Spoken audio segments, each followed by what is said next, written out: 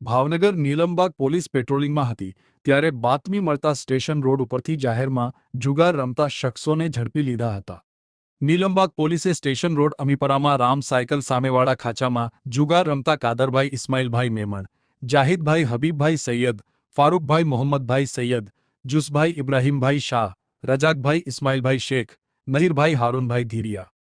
ફારૂકભાઈ શકુરભાઈ ગડીરા, રિયાઝભાઈ નિશારભાઈ અહુજાણી અને રફીકભાઈ ઈસાભાઈ મેમણને 21,290ની કિંમતના મુદ્દામાલ સાથે ઝડપી ધોરણસર ગુનો નોંધી આગળની કાર્યવાહી હાથ ધરી હતી।